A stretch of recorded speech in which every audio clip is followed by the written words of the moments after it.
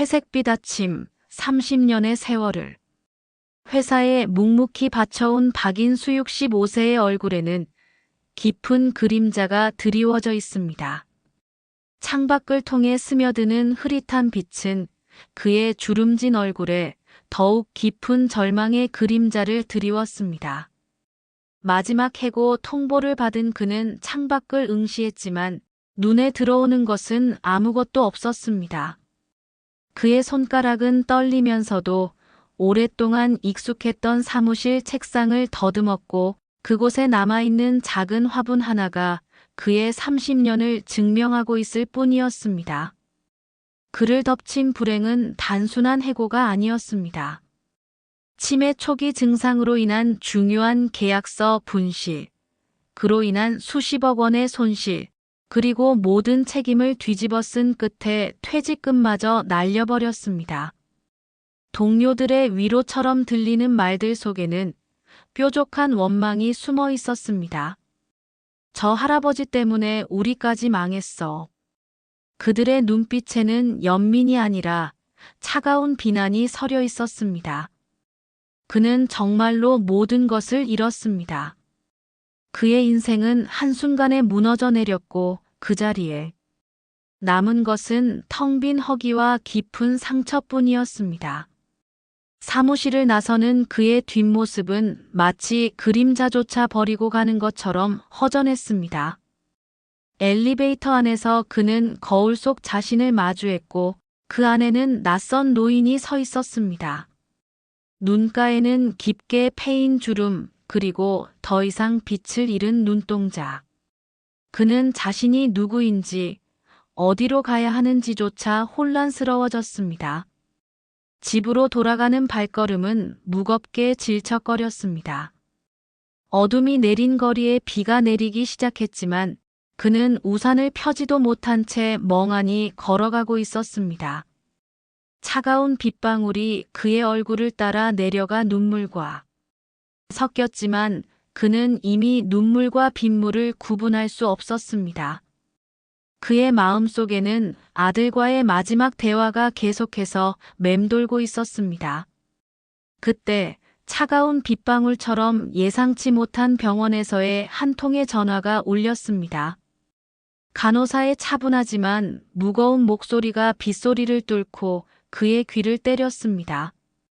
아내 김영희의 부검 결과가 재검토되었고 가족들조차 모르고 있던 충격적인 사실이 밝혀졌다는 것이었습니다.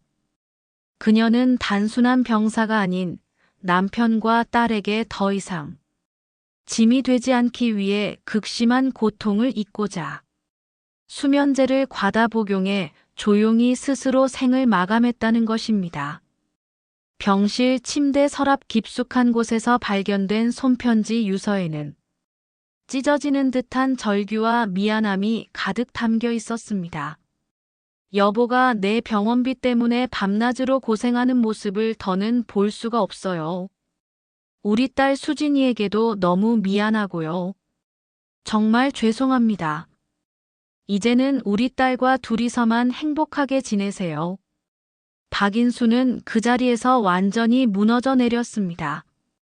병원 복도의 차가운 타일 바닥에 힘없이 주저앉아 그는 목 놓아 울지도 못한 채 침묵 속에서 울부짖었습니다. 그의 어깨와 등을 짓누르는 견딜 수 없는 죄책감은 돌이킬 수 없는 잔혹한 현실 앞에서 더욱 거세게 파고들었습니다. 아내의 고독했던 마지막 순간들을 생각할 때마다 가슴이 송곳으로 찢어지는 것 같았습니다. 그가 병원비를 마련하기 위해 새벽까지 잠을 설치며 야근을 거듭하던 그 수많은 밤들, 아내가 그를 걱정해 애써 숨겨왔던 고통의 신음소리들과 홀로 삼켜야 했던 절망들이 이제는 그의 귀에 생생하게 들려오는 것만 같았습니다. 사랑하는 사람들을 모두 잃고 홀로 남겨진 그의 절망은 끝이 보이지 않았습니다. 그의 절망은 멈출 줄을 모릅니다. 늦은 저녁 병원에서 나와 차가운 빗속을 걸어가고 있던 박인수는 10년 전 교통사고로 세상을 떠난 아들 박민수의 사고 담당 경찰관을 우연히 마주쳤습니다. 이미 정년 퇴직한 백발의 늙은 경찰관은 가로등 불빛 아래서 박인수를 알아보고는 한참 동안 망설이는 듯 했지만 결국 10년간 가슴 깊이 묻어두었던 진실을 무겁게 털어놓기 시작했습니다. 그때는 차마 말씀드리지 못했습니다. 민수가 아버님과 크게 다툰 직후에 눈물범벅이 된 채로 운전하다가 참혹한 사고가 난 것이었어요. 눈물로 시야가 완전히 흐려져서 빨간 신호등을 제대로 보지 못했던 것 같습니다. 사고 현장에서 의식을 잃어가면서도 그 아이는 아빠 미안해요. 아빠가 옳았어요. 용서해 주세요라는 말을 끝까지 반복하고 있었습니다. 아버님께서 너 같은 놈은 내 아들이 아니다라고 하신 그 말 때문에 너무 괴로워했다면서 박인수의 가슴은 송곳으로 찢어지는 듯한 극심한 고통에 휩싸였습니다. 그날 밤의 끔찍한 기억이 파노라마처럼 생생하게 되살아났습니다. 사업에 실패해 거액의 빚더미에 앉게 된 아들이 절망적인 표정으로 도움을 청했을 때 하루 종일 고된 노동에 시달린 그는 지친 몸을 이끌고 벌떡 일어나 분노에 찬 목소리로 내 놈은 항상 그런 식이다. 남의 돈만 믿고 살면서 제대로 된 일 하나 못해. 이제 그만 내 앞에서 영원히 꺼져버려. 라고 독서를 퍼부었던 것입니다. 그 잔혹하고 차가운 말들이 사랑하는 아들에게는 인생의 마지막 기억이 될 줄은 꿈에도 몰랐습니다. 그는 자신이 가장 사랑하는 아들을 독한 말과 겁으로 절망의 나락으로 내몰았던 것입니다. 아들은 아버지의 인정과 용서를 간절히 바라며 마지막 순간까지 사과하며 이 세상을 떠났지만 이제 그는 두 번 다시 아들에게 용서를 구할 기회조차 얻을 수 없게 되었습니다. 하늘의 비는 그쳤지만 그의 마음속 폭우는 영원히 멈추지 않을 것만 같습니다. 집에 돌아온 박인수는 섬뜩한 공포에 사로잡혔습니다.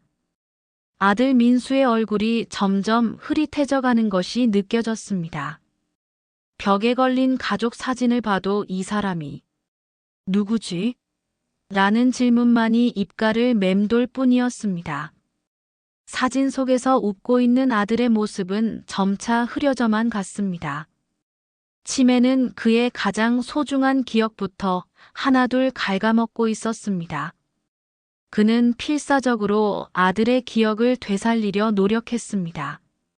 아들이 사용하던 방문을 열었지만 그곳에는 먼지만이 가득했습니다. 아들의 옷에서 향기를 맡아보려 했지만 오랜 시간이 지나 그조차 사라지고 없었습니다. 거울 속 자신을 바라보며 그는 낯선 괴물을 마주하는 기분이 들었습니다. 그는 점점 더 깊은 외로움의 구렁텅이로 빠져들었고 사랑하는 아들의 얼굴이 영원히 사라져버릴까봐 두려웠습니다. 밤마다 그는 아들의 이름을 부르며 잠에서 깨어났지만 점차 그 이름 자체가 낯설어지고 있었습니다. 마지막 희망을 걸고 딸 박수진에게 전화를 걸었지만 돌아온 것은 차가운 절망의 메아리뿐이었습니다. 아빠, 이제 그만해요. 아빠 때문에 엄마가 죽었어요. 오빠도 아빠 때문에 죽은 거잖아요. 수진은 이미 아버지의 치매 사실을 알고 있었고 그를 요양원에 보내려는 계획을 세우고 있었습니다. 그녀의 차갑게 얼어붙은 목소리가 박인수의 가슴을 후벼 팠습니다. 아빠가 우리 가족을 다 망쳤어요. 엄마도 오빠도 이제 우리를 괴롭히지 말아요. 전화하지 마세요. 전화는 끊어졌고 그는 암흑 속으로 홀로 남겨졌습니다. 수화기에서 나오는 뚜뚜 소리가 마치 그의 심장을 콕콕 찌르는 것만 같았습니다. 그 순간 그는 세상에서 완전히 버려진 것처럼 느껴졌습니다. 유일한 혈육에게마저 거부당한 그는 더 이상 버틸 힘도 의지도 잃어버렸습니다. 모든 것을 잃은 박인수는 절망의 끝자락에 서 있었습니다. 아파트 옥상, 차가운 바람이 그의 홀로 남은 몸을 스쳤습니다. 아래로 내려다 보이는 도시의 불빛들은 마치 별처럼 반짝였지만 그의 눈에는 아무 빛도 들어오지 않았습니다. 내가 죽으면 모든 게 끝날 텐데. 그는 마지막 유서를 쓰기 시작했습니다. 종이 위에 내리쓰는 글자마다 그의 인생의 무게가 실려 있었습니다. 민수야, 아빠가 너를 죽였구나. 미안하다. 정말 미안하다. 영희야, 내가 당신을 죽였구나. 이제 나도 너희들 곁으로 갈게. 용서해다오. 한 발짝, 또 한 발짝, 벼랑 끝으로 다가서는 순간 그의 귀에 익숙한 목소리가 들려왔습니다. 아래층에서 TV 소리가 들려오고 있었습니다. 애니메이션 요정마리의 오프닝이 흘러나오고 있었습니다. 마리마리 세상은 넓고. 그 순간 그의 발걸음이 멈췄습니다. 마치 누군가가 그의 손을 잡아당기는 것처럼 그는 마지막 남은 삶의 끈을 붙잡았습니다. 눈물이 주체 못하게 흘러내렸습니다.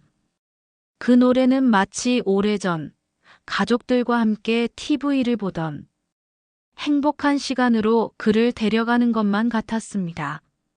눈을 떠보니 그는 요정마리의 애니메이션 세계에 와 있었습니다. 주변은 생생한 색감으로 가득했고 공기에는 달콤한 꽃내음이 배어 있었습니다. 하지만 그곳에서도 그는 환영받지 못했습니다. 마리의 가족과 마을 사람들은 저 무서운 아저씨는 누구야? 라며 그를 피했습니다. 그들의 밝고 환한 세계에 그의 어두운 그림자는 너무나 어울리지 않았습니다. 심지어 마리조차 처음에는 공포에 질려 뒷걸음질 쳤습니다. 아저씨 눈이 너무 슬퍼요. 무슨 나쁜 일이라도 하셨나요? 마리의 순수한 질문에 그는 할 말을 잃었습니다. 그는 이곳에서도 버림받은 괴물이었습니다. 화려한 색감의 세계 속에서 그의 존재만은 여전히 회색빛이었습니다. 그에게는 도망칠 곳조차 없다는 사실이 그의 마음을 더욱 짓눌렀습니다.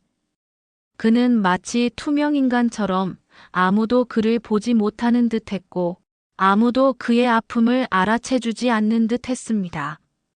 더 이상 견딜 수 없었던 박인수는 마리 앞에 무릎을 꿇고 자신의 모든 죄를 고백했습니다.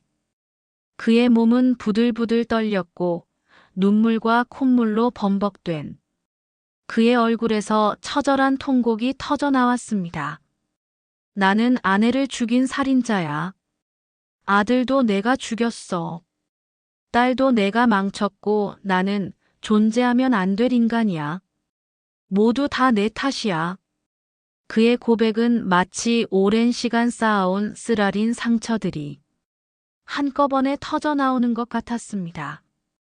마리는 그의 고백을 듣고 함께 눈물을 흘리며 떨리는 목소리로 말했습니다.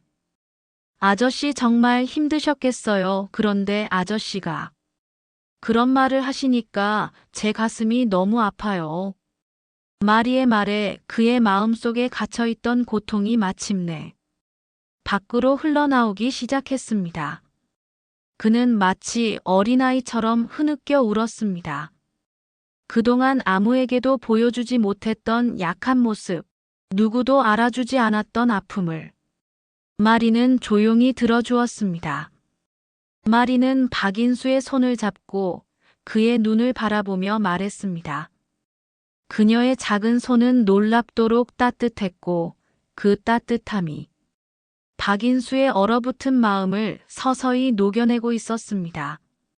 아저씨, 제가 생각해봤는데요. 아저씨는 나쁜 사람이 아니에요. 사랑하는 사람들을 지키려고 노력했는데 방법을 몰랐던 거예요. 마리는 부드러운 미소를 지으며 이어갔습니다. 엄마는 아저씨를 사랑해서 떠났고 오빠도 아저씨에게 인정받고 싶어서 그랬던 거예요. 사랑이 잘못된 방법으로 표현된 거예요. 그제야 박인수는 억눌렀던 슬픔 속에서 작은 희망의 불씨를 발견했습니다.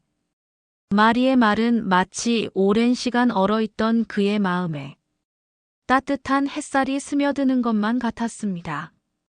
그는 처음으로 자신의 죄책감이 사랑에서 비롯되었다는 것을 깨달았습니다. 비틀리고 상처받은 사랑이었지만 그래도 사랑이었다는 것을 말입니다. TV에서 빠져나와 현실로 돌아온 박인수는 요양원 입소 서류를 들고 걸어가고 있었습니다.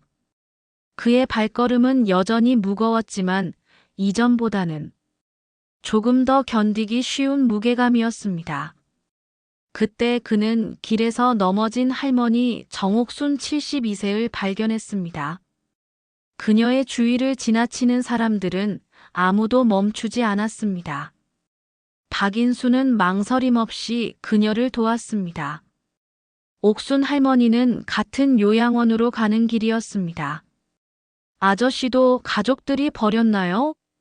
라는 옥순 할머니의 물음에 박인수는 네, 저는 다 망쳤어요. 라고 답했습니다. 옥순 할머니는 희미한 미소를 지으며 말했습니다. 저도 그래요. 그런데 이상해요. 아저씨를 보니까 마음이 편안해져요. 그들은 서로의 아픔을 알아보는 눈빛을 교환했습니다.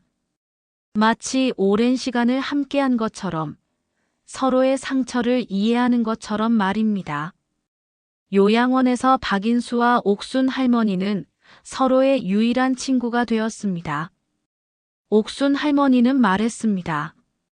제 손자 이준호가 요정마리를 정말 좋아했어요. 함께 보면서 얼마나 행복했는지. 그런데 다들 바쁘다며 절 찾아오지 않아요. 박인수는 저도 아내와 마리를 봤어요. 그때가 가장 평화로웠던 것 같아요. 라고 답했습니다. 두 사람은 매일 함께 TV에서 요정마리 애니메이션을 보며 서로를 위로했습니다. 옥순 할머니가 치매 증세로 혼란스러워할 때는 박인수가 곁을 지켰고, 박인수가 자책감에 괴로워할 때는 옥순 할머니가 괜찮다며 그를 안아주었습니다. 그들은 서로에게 의지하며 삶의 마지막 페이지를 함께 써내려갔습니다. 함께 식사를 하고 함께 산책하며 함께 추억을 이야기했습니다. 서로의 기억이 희미해질 때마다 서로가 되어주었습니다. 옥순 할머니가 먼저 평화롭게 눈을 감았습니다. 그녀의 마지막 순간까지 박인수는 그녀의 손을 꼭 잡고 있었습니다. 임종 직전, 그녀는 박인수에게 작은 목소리로 속삭였습니다. 고마웠어요, 인수 씨. 덕분에 마지막이 외롭지 않았어요. 준호가 저를 반기러 와 있는 것 같아요. 옥순 할머니의 장례식에서 박인수는 눈물로 작별 인사를 했습니다. 옥순 씨는 제 인생 최고의 친구였습니다. 편히 쉬세요.